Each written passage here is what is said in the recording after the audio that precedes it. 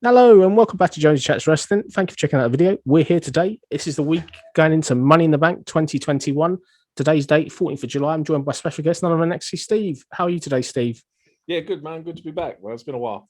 Yeah, it has been a while. I'm excited to be here. It's going to be a big week. This is the first pay-per-view in the Thunderdome since out of the Thunderdome since WrestleMania. Are you excited for it? I am actually. Yeah, I'm really excited to say the card's looking good. There's going to be a live crowd. Yeah, I'm hyped for this weekend. I think it looks really, really good. I think this could be one of the greatest Money in the Banks of all time. I've got to say, some of the building of matches, it looks like a really good show. And I love this. This is a pay-per-view we're going into now where there's a lot of question marks. We don't know who's going to win, which is a nice change. Yeah, it does. I'd say normally you can look at a pay-per-view, like especially the last one when you was like, right, well, they're going to win, they're going to win, they're going to win. But this is the joy of having multi-man matches that you just honestly you could pick 4, 5, 6 people out of the match that could possibly win them. Definitely. I think this is going to be a really good start into the rebuilding. Obviously, this coming Friday, we've got SmackDown in front of fans. That's going to be exciting. We've even got Raw in front of fans again. I can't believe that I'm looking forward to Raw. But no, really buzzing for this pay-per-view. We're going to break it down in detail as always. If I was going to ask you before we go into predictions, what's the match you're most excited for? Probably the ladder matches because you get all the high spots in the ladder matches. Because say they're multi-man, there's always that aspect of the unknown where you might get someone win that you weren't expecting. And yeah, I think they bring a lot more excitement to them. But don't get me wrong, the rest of the match is very promising. The only one I'm not too probably sure on at the minute is the tag match. But apart from that, the rest of the card looks stacked. Definitely. Let's get into it then. So speaking of the tag match, here we go. This is our first match of Money in the Bank. We've got the Raw Tag Team titles. We've got defending champions AJ Styles and Omos against the Viking Raiders. Have you enjoyed the build to this so far? Um, yes and no. There has been good parts to it, but it was like this is playing back to AJ at the last pay-per-view when he had the whole segment before the match saying that, oh, I'm going to go on to win Money in the Bank, and then I'm going to win the title, and then I'll think about defending these tag titles. It was just inevitable that we knew it was going to happen. But it's had its entertaining spots. We've had Omos go for a barricade. We had the last week when the Raiders popped up behind the barrier and scared Omos half to death. And yeah, it's had its moments. Definitely. I think for me, I'm kind of excited for this match. I think it's had some build. At least we're getting a tag team match that's had some sort of build. Let's break it down then. So, did you know, Steve, that AJ Styles, when he's in a singles capacity, is on a losing streak? This is a guy that hasn't had a pinfall victory even before WrestleMania, like in a singles match. His last win was against Elias back in May, where it was DQ win. I didn't realize that this is an AJ Styles that has lost to both the Viking Raiders in recent weeks. For me, are you surprised by this stat? It shocked me when I looked into it today. It is surprising because it's AJ Styles. No one expects AJ Styles to go on and lose. When was his last win against Elias? His last was a disqualification win back in May. May. So he's gone. Wow, he's May 17th. Yeah, he's gone 2 months without a victory. That's madness for AJ. But then that's the cons of being in a tag team. Unfortunately, you're gonna lose singles matches when you're in a tag team. Yeah, and interesting note, AJ Styles and Omos have successfully defended the tag belts twice since winning them. This is the first tag title defense since May 31st, where they beat the Dream Team, Elias and Jackson Riker. So for me, obviously, it's very much a case of Omos is the protected man in this tandem. When we look at the Viking Raiders for me only recently kind of come back together as a team. They obviously have been on hit and miss run. They've obviously got these wins over AJ Styles singly.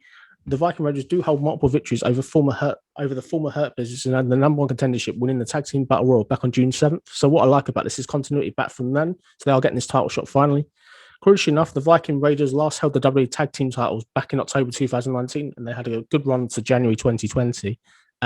What have you made of the resurgence of the Viking Raiders, and are you excited by them as contenders?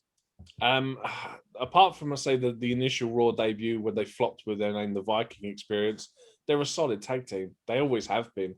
Back in NXT, they used to be like an exceptional team that everyone used to love. But yeah, once they got past the initial debut, they've been solid. It's just unfortunate that they've been hampered with injuries, and it's always the problem when one member of a tag team gets injured, the other one's off screen for however long it's out. Unless your name's Jimmy Uso, then do you know what I mean? You're not going to be on TV, unfortunately. But now they're back together.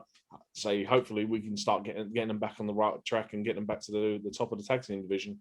Definitely going to go for predictions now. My prediction for me, I think AJ Styles and Omos are retaining. The reason why they're retaining, I think this is leading to RK Bro versus AJ Styles and Omos at SummerSlam. That's where the titles will change. I think the reason why they're retaining is not because AJ, it's Omos. Omos, this guy's unstoppable. WWE don't want him to be down in any way. He doesn't really lose. He lost in the multi-man match. He wasn't getting pinned. What's your prediction? Who's going to win this match? I'm going to go the same, AJ and Omos. I mean, like you said, AJ's lost to both the Raiders recently. It's that whole thing where they've taken so many L's that they're going to get the W. And yeah, I reckon they're going to retain. Just like you said, they're going to go to SummerSlam to face Riddle and Orton. Definitely. I think it's one good thing about that kind of match as well. I think it's a real good to have the tag team titles on a pay-per-view. It's kind of rare to see that. I think this is one of the first times we've actually had the tag titles up for stake since WrestleMania, I believe. So. Yeah, I was going to say, yeah, I don't think they've actually, no tag team titles I don't think have been defended since Mania on a pay-per-view, if I'm right. But I might have missed one match. But I said the last one, there definitely wasn't a tag team title match.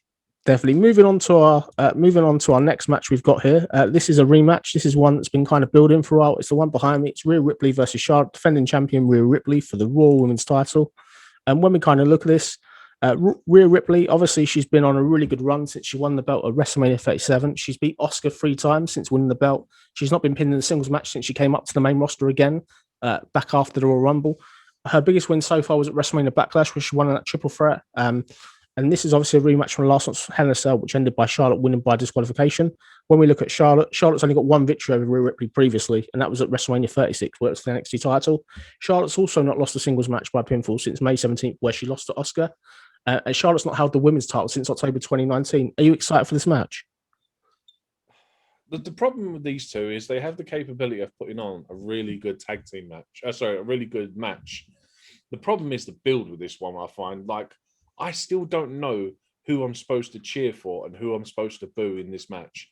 Am I supposed to boo Charlotte because she's been doing all the heel work?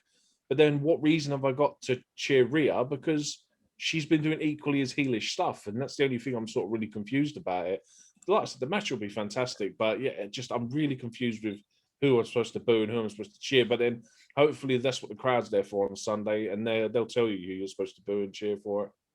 Definitely. I think for me, it'll be a good match in ring. I'm kind of bored of the rematches. We have seen it quite a few times, but interesting enough in the building to this, both these two suffered losses to Nikki Ash. Not by count out, obviously, not by pinfall or anything, nothing really credible, but both of them have been kind of built up to losers. But for me, I think this has been built up kind of well. This needs to be one and done now. But for me, I think Rhea Ripley is going to retain. And I think this is leading to Rhea Ripley versus Becky Lynch at SummerSlam. I think Becky Lynch is due back imminently. And I don't think they're going to change the title. I don't see them changing the title to Charlotte, then her jobbing it to Becky Lynch. I think 2 title changes within a month isn't going to really happen here. What's your prediction? I really don't know with this one. So it's so 50-50 because it's like Charlotte should have won this title by now. But like you said, no, I'm going to go with Charlotte for this one because I think that, like you said earlier, with Nikki Ash picking up pinfall victories over him recently, I think that Nikki Ash could possibly be getting a chance going forwards. But yeah, we'll see how it goes. Are you excited about the potential triple threat if they do a triple threat at SummerSlam? If you put in Becky Lynch with these two, could be a fun match. What do you reckon? The match will be amazing, but it's hopefully just WWE booking it right and making the dynamic correct. Because obviously, the last time we see Becky, she was handing over the Raw Women's title to Asuka after the Money in the Bank match last year. So as long as they do it right. I mean, obviously Becky's going to be like, I never lost the title sort of thing. I just hope it's done right. But yeah, the match itself at SummerSlam, if it happens, will be fantastic. Definitely. Moving forward then, so our next kind of match we've got, this is one of the first ladder matches of the night. It's going to be the Money in the Bank ladder match. We've got all the women behind me, plus one more, supposedly. When we look at this, the people going into this, we've got Zelina Vega, we've got Asuka, we've got Naomi, Alexa Bliss, Nikki Ash, Liv Morgan, and Natalia added this week. My thoughts of this, for me, interesting ladder match. What a mismatch of characters. We've got Zelina Vega coming back with no announcement. She just came back and lost on the first week, which was an interesting addition. You got Asuka there that's not really doing too much. Naomi's a good worker. Alexa Bliss here in a match, which is rare to see a ladder match, which is kind of dangerous because she don't really do dangerous matches, it seems, recently. We've got Nikki Ash. Nikki Ash is on a push. Liv Morgan, the Daniel Bryan of SmackDown. She's got the authority against her. And we've got Natalia there, the tag team champion. So me, this looks to be a really good match. The $1 million question, I think I'm not really concerned about who's winning. I'm more concerned who the mystery person is. WWE haven't really done a massive job of advertising there's going to be a mystery person. And that makes me question it's not going to be somebody to the level of Becky Lynch or somebody like that. So for me, we both said before you went off there, we think the mystery person is going to be Sonya Deville. For me, I don't think it's going to be Sonya. I think Sonya is due back in the ring imminently, but I think the Sonya Liv Morgan match might happen at SummerSlam. I think that could be something that happens at SummerSlam, and I think they won't put Sonya Deville coming into this match won't make sense. I think I'd much rather see Tony Storm. What do you think of this match, and who's the mystery person? Like I said, I would love to see Becky come in there, just dominate, get the briefcase, and cash it in, and just reclaim the title that she took. But I think that's too easy to write, and I think it's not as exciting as just Becky coming back and be like, "That's my title. I never lost it." Sonya Deville seems sound. Tony Storm would be awesome. Like, she can go all day with the rest of this cast, but this is the hardest one that I don't actually know who's going to win, because everyone I feel has a reason why they shouldn't win it, but I can't find a reason as to why they should win it. So I'm really stuck with this one. I'm going to put it out there, Steve. So let's take away just for a second actually getting a prediction out of you. Who do you think, based on what you've seen on WWE television, should be winning this match based on what you've watched? If I'm going to pick the 7 that are on screen, because obviously not including the mystery opponent, the only one that makes sense to win is Liv Morgan. It's the only one that makes sense. Zelina's come back, she's lost. Nikki's been getting lucky wins over Asuka and over Charlotte and Rhea, but I don't think that she needs a briefcase for her story going forward, so it wouldn't make sense. Naomi's been losing. She's not really won much. Asuka's been picking up tag team wins with Nikki Ash, so it doesn't really make sense. Alexa Bliss is still sort of stuck in this story with Shayna and Nia, and Natalia's just been thrown in because there's not a lot of women on the roster. I mean, I thought they would have done maybe 2 more qualifiers this week and had at least given Shotzi or Tegan Knox a chance. I mean, Shotzi 100%. If you put Shotzi in this, that would be fantastic as well. Yeah, for me, I think if I was going to go for like who I want to win based on what we've seen, you said it perfectly. I think the only 2 really that are credible are Alexa Bliss and I think Liv Morgan. They're the only 2 really that WWE have kind of seemed to have got behind out of them. Oscar's obviously had lost to Rhea Ripley countless times, so they can't really do that feud again. Zelina Vega came in 1 week, not been seen since. She came in and lost, which kind of totally went against. That was her push gone then. But for me, in terms of a mystery entrant, this is a long shot. What about if it was Doudrop on behalf of Eva Marie coming in as the mystery entrant? Do you think that could be fun? That's a good shout, because then you've got obviously Doudrop winning the briefcase, and then the whole Eva Marie saying, "No, I won the match. It's my briefcase," kind of thing, and it will help build their story more of sort of the feud between the pair of them. But you're hoping WWE will book it. But yeah, that sounds good to me. I'm like you, mate. I can't actually predict who's going to win this, like without actually really thinking. Like, there's so many variables, which is a nice change for once. But if I'm going to put my money out there, I have to predict somebody. I am going to go for the mystery entrant to win. I think the mystery entrant will win. If I have to choose somebody out of the people we know, the only other one I think is credible is Liv Morgan. Like I think Alexa Bliss has got her own craziness going on. I think Bray Wyatt's due back soon as well. That's got to play off in some way, which might not mean she can't have a title shot with Bray around. I don't think. What do you think, Steve? Who's your final prediction? Yeah, I'm going to go with the mystery one, because I think Liv Morgan. I think this whole Sonya Deville thing. If it isn't Sonya Deville, I'd say the mystery opponent. But if it's one of the 7, yeah, I'm going to go Liv Morgan. I'm going to stick with it and go Liv Morgan. Great prediction. I'm going to put one last thing out there. This is a prediction. Nikki Cross will attempt to fly to get the briefcase. That's going to happen. There's going to be a spot where she pretends to fly as she goes up a ladder. That's a spot 100% I'm putting out there now. Yeah, it could be. It's a good shot. Definitely. I don't know how that will work though, but there we go. Let's go on to our next match. This next match is cinematics. No more cinematics. No, the fans are back now. Can't do that anymore. Let's go to this next match. This next match has been a cracker so far. Been built up really, really well. It's for the Raw World Titles. We've got MVP Bobby Lashley against Kofi Kingston. For me, I've really kind of enjoyed this. I think they've done a really good job of making Kofi Kingston relevant. What have you made of the build up to this, and are you excited for this match?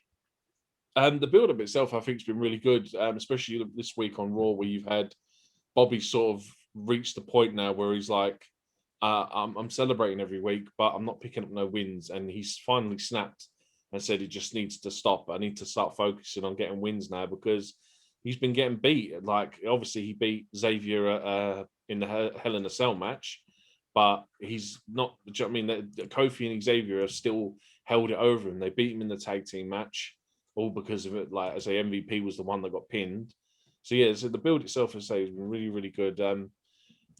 This is a hard one again, depending on what happens with the men's Money in the Bank match, because I don't. Again, I couldn't tell you if I couldn't sit there and say, right, this is who I'd put my money on. This is a really hard one to call.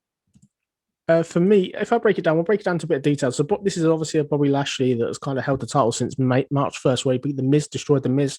He's got various victories this year over Riddle, Drew, Sheamus. It's a list that long who's beat this year as champion.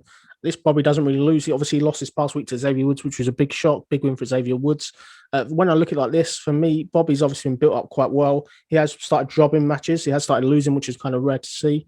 We saw some great anger from him at the end of Raw, which indicates to me that he's going to get serious again. The women are gone because the WWE don't want to pay the wages anymore. That's clear what that was. But when we look at kind of Kofi as well, Kofi Kingston, he's had some big wins. Obviously, he got a win over Bobby back on May 17th, which kind of started this whole match. He beat Randy Orton also back the week before that as well.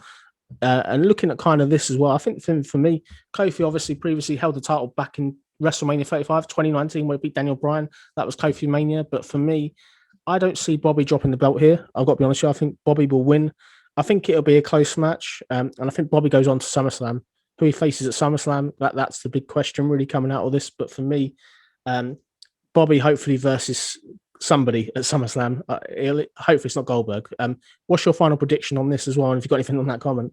Do you know what? I'd actually have to say it makes more sense. Bobby's taken a couple of L's recently.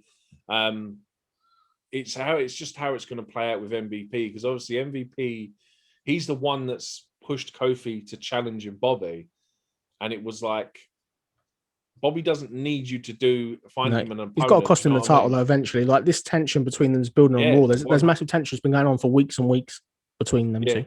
But I say, I don't think it's going to be Kofi's night. I think Bobby's going to retain. Depending on the outcome of the Money in the Bank match, I think we'll play into who his opponent will be at SummerSlam. But I think Bobby's like getting his head back in the game now. He's going to go back on the straight and narrow, and I think he's going to destroy. I think this will be a fairly short match, probably 7 or 8 minutes, and I think it's just going to be Bobby dominating Xavier. Definitely.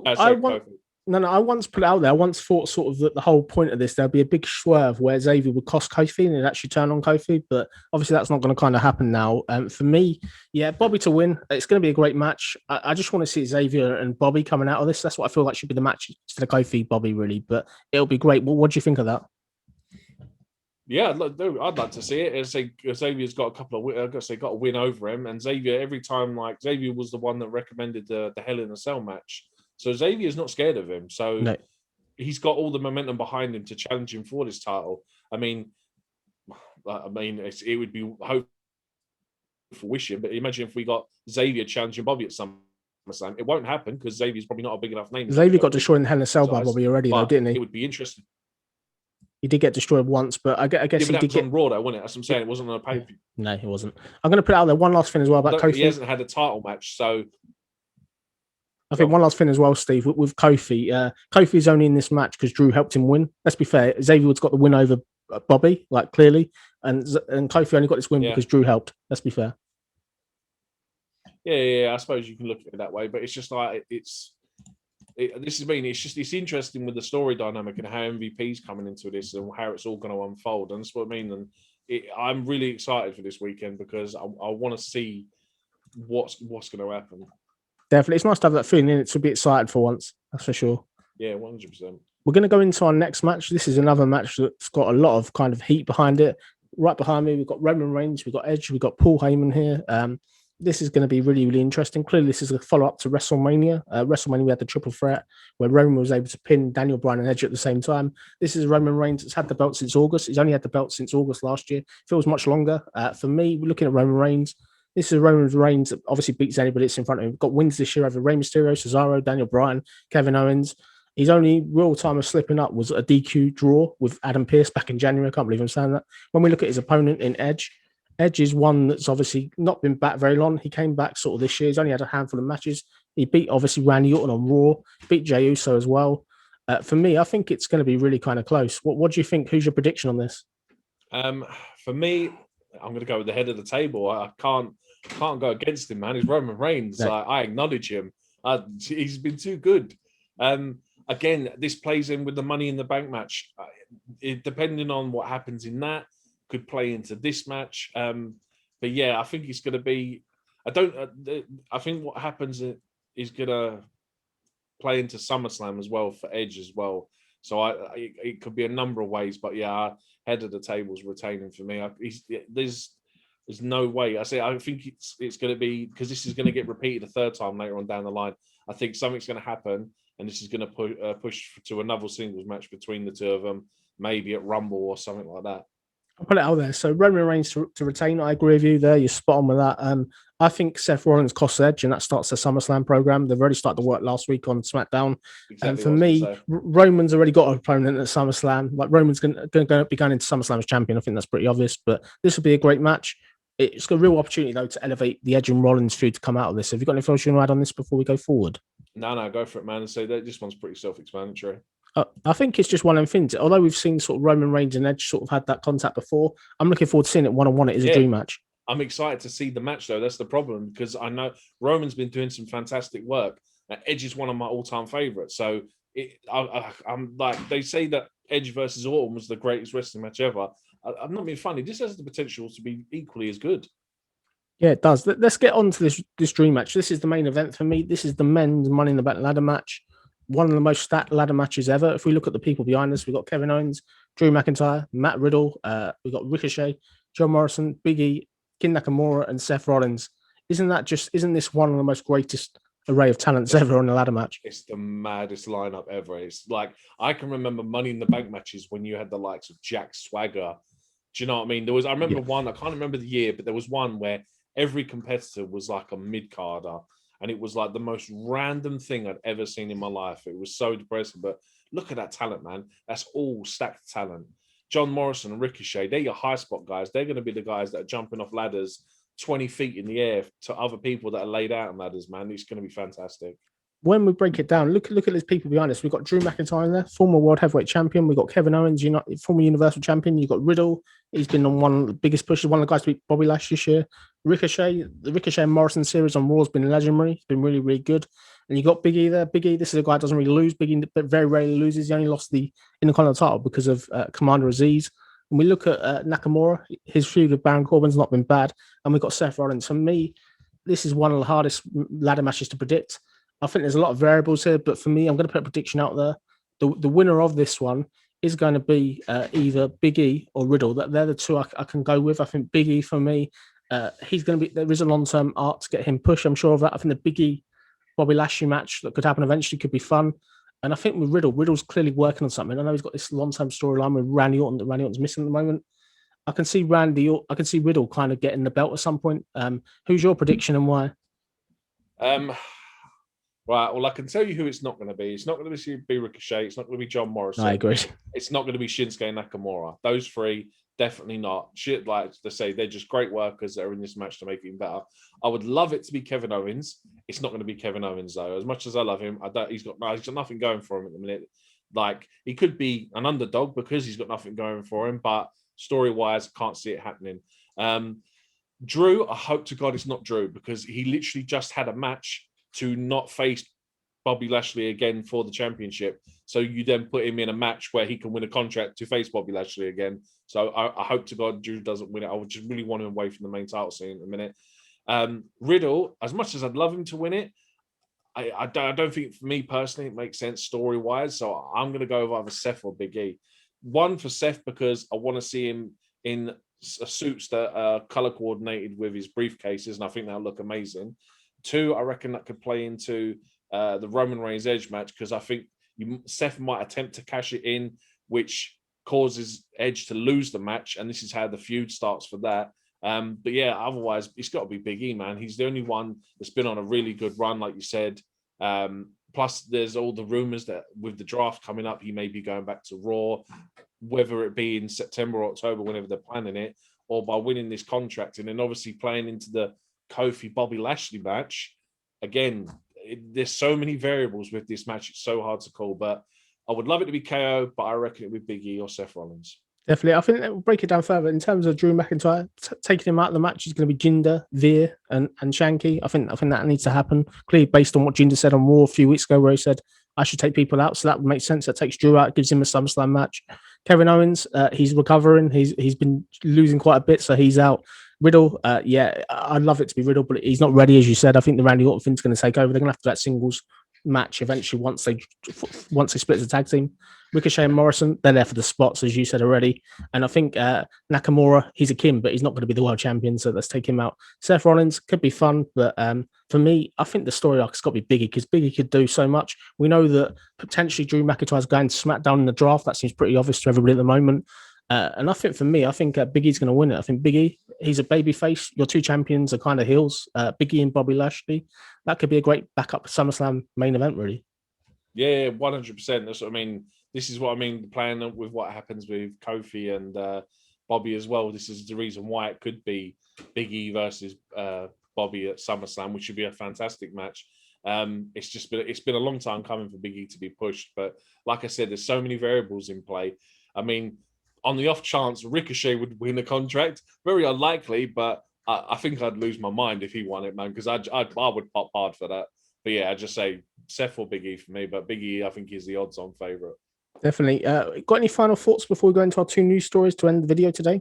Nah, just really excited to see this pay-per-view, man. I think it's going to be, WrestleMania Backlash was one of the best pay-per-views of the year for me, and I reckon this is going to surpass it, especially as this one's going to have a live crowd, which Backlash didn't have. So for me to say that a pay-per-view that didn't have a crowd was the best pay-per-view of the year, I think this could smash it until SummerSlam.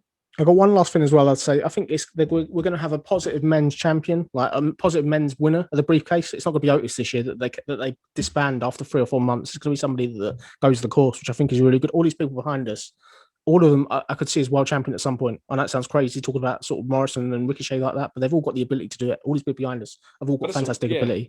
John Morrison is a former world champion for other brands. Wasn't he ECW heavyweight champion as well when it used to be in WWE? I'm pretty sure he was. That's what I mean. Shinsuke, he's never won a heavyweight championship, but he has the ability to because of his history, where he comes from, Japan and stuff like that. Seth has been a world champion. Drew's been a world champion. KO's been a world champion. Riddle's been a world champion for indie promotions, like I've seen him wrestle at before. So yeah, it's a stacked match. Definitely. Let's go to our next news story. So this is a big one. This is a John Cena update. So crucially, there's been a lot of talk this past week and conjecture about John Cena, if he's coming to SummerSlam or not against Roman Reigns. There is an update. Apparently, it's now done. The filming in Europe isn't going to stop him being at SummerSlam, so expect him on TV within the next 11 days, supposedly. Are you excited to see him back, and how do you think that's going to work? Like I said, it's someone else just for Roman Reigns, the head of the table, to put in his place. From what I heard, it's going to be the SmackDown after Money in the Bank that he'll be back. So not this Friday, next. So yeah, like I said, it'd be good to see him back. Obviously, we haven't seen him since the Fiend deleted him from existence. The Performance Center. Yeah, the Funhouse match. Yeah, so it'd be good to see him back. Like I said, just going to be someone else for Roman Reigns to notch onto his belt to say that there's someone else that can't beat him. I think it'd be interesting. I think the promo between them two is going to be fun. It feels like a big main event. It feels like a big match for SummerSlam, that's for sure. I think for me, with Roman Reigns, he's not losing to John Cena. I'll be very surprised if he does. I think the real money match is Rock and Roman Reigns. That's the one they've got to do eventually, but this is a great placeholder. It's interesting that you say promos as well, obviously with the history of these two, and obviously John slandered Roman before, didn't he, in an in-ring promo, and says like Roman used to write his promos down on his hand. You look at Roman now, he ain't writing nothing down on his hand, man. These promos are probably going to be some of the best things with this feud. I'm looking forward to seeing the crowd reaction to Roman Reigns, like the way that obviously they're piping boos, but this guy is he's so over that I think people will cheer. I think he'll just shut them down. 100%, man. Yeah, he's still like his initial the initial Rumble that he should have won that he lost. I forget the number, but he was like the final two. That's when they should have pushed him if they wanted to be top. But then since then they've gone about it all wrong. But now they've finally done what they never done with John Cena, and they've turned him heel, and it's worked wonders for him. Definitely. Let's talk about our final news story. So this is obviously your neck of the woods, NXT. So crucially, obviously, Mandy Rose made a return to NXT on last night's television. You've got an update. Please update everyone with what's going down. Yeah, so Mandy Rose is now going to be on NXT full-time going forward. It's basically a trade-off. She has been swapped for Aaliyah. So if anyone who's seen NXT last night, would have seen Aaliyah quit the Robert Stone brand. Basically, this is all to do with Vince visiting the Performance Center a couple of weeks ago. He was impressed by Aaliyah, so they've done a like-for-like swap. Personally, I think this is great. Aaliyah is actually going to be propelled to sort of the main roster now. She'll hopefully get more screen time because as part of the Robert Stone brand, she wasn't doing a lot. And then equally for Mandy Rose coming back to NXT, I think this is great. She's always been really good in ring. I don't think she's ever been fairly given a chance to have a title run on the main roster. So now her coming back down, she instantly is inserted as a top face, or I'd say a top female superstar. Like she can go up against Raquel Gonzalez for that women's NXT title and be a credible champion if she was to win it. So I'm all excited for this. I mean, it'd be interesting. It's the fact that Lee's gone up there, and there's people like Io Shirai, as we said before, that are still in NXT. But interesting what happens. What have you made of the call-ups from NXT to SmackDown and the Virginia of Toni Storm? Toni Storm, to be fair, like we've all said, it's a shame that she's not been booked well with NXT. She was getting loads of losses on her belts. It's thrown a lot of storylines out of whack because obviously Ember and Shotzi were a tag team. They've now been split up. Shotzi's now been renamed as just Shotzi. Now they've completely scrapped the Black Heart thing. So I don't know what Vince's thing is with surnames or just two people having two names. Tegan, I believe, is just going by Knox. Like you said before, though, the thing you've got to worry about with Tegan is that she's injury prone. She's been out for long periods of time. I think it may have been, say, like you said as well, it's a bit too early for her to go up. But all the best to her. I say the women's roster needs bulking on SmackDown and Raw. So to get three people like Shotzi Blackheart, who's a fantastic wrestler, Toni Storm is a very, very, very good wrestler, like one of the best in the world probably. And then to get Tegan Knox, hopefully, say she can stay injury free, she'll do really well. And it's not like the NXT roster is going to miss them because it's a stacked women's division. But this is now just given, like I said last night, they had Gigi Dolan on to face Ray, which was initially meant to be Toni Storm. And you're getting Gigi Dolan, who obviously is formerly Priscilla Kelly on the Indies. Do you know what I mean? That's a win for Gigi Dolan then, because she's now on NXT TV. Yeah, I agree. I really appreciate you coming on, Steve. We'll be back on Monday with the review. And as always, thank you for watching the video.